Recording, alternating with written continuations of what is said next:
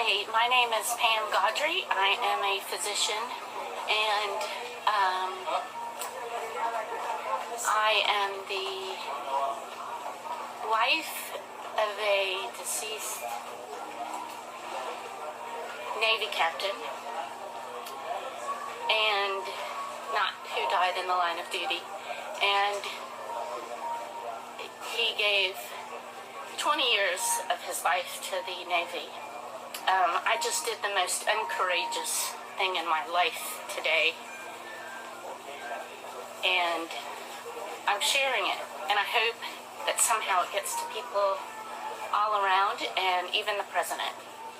So I was on a flight from Philadelphia to Atlanta today, and we had a deceased soldier who was also accompanied by his best friend,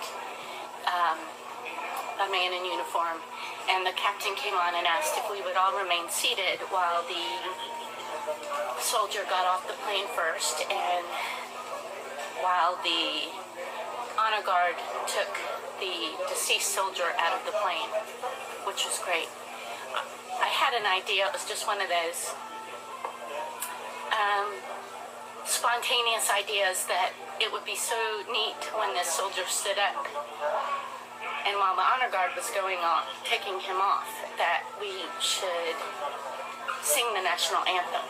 And so I went around to each seat, and I asked if people felt comfortable doing it, if they would join me.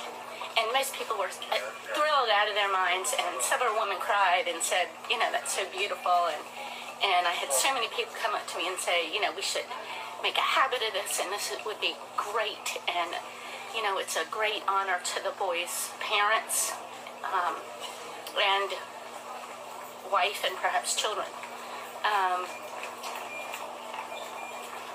Anyway, I went to every seat, and some people said fine, and others didn't want to do it, which was fine. I just said whatever you feel comfortable doing. And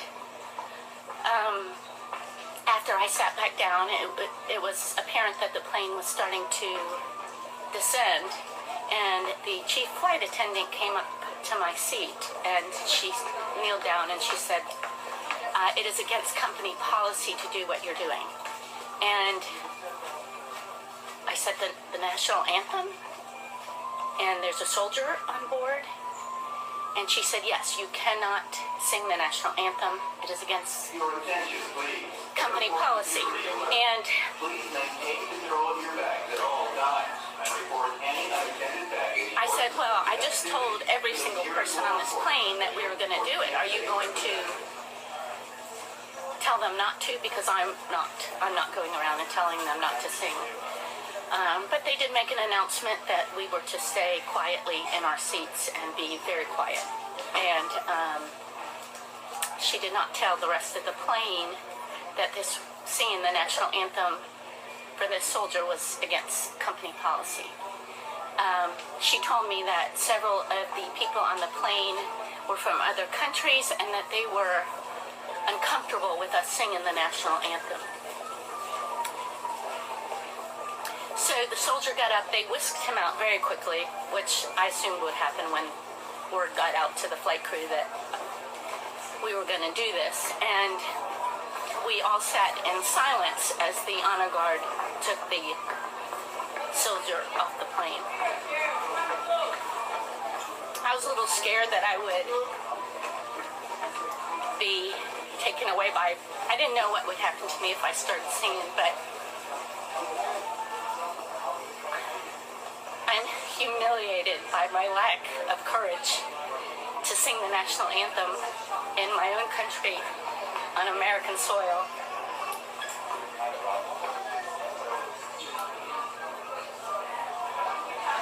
With a deceased soldier on the plane. I wish I could have been an example for my children.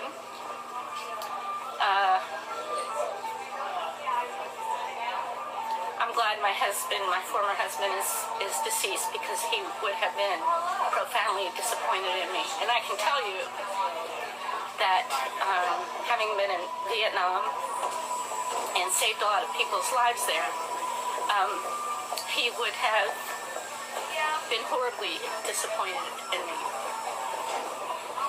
So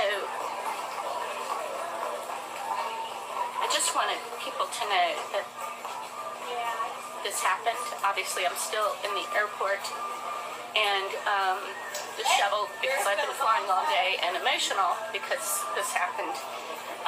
Many people on the plane were upset and they said, all we can do is pray. All we can do is pray that this will be, that this kind of thing doesn't continue to happen.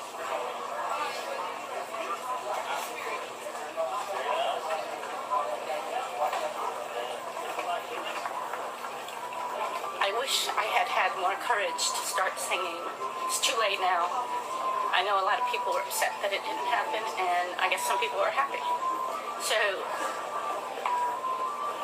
hopefully this will get shared around the country, and people will know that it is the policy of Delta to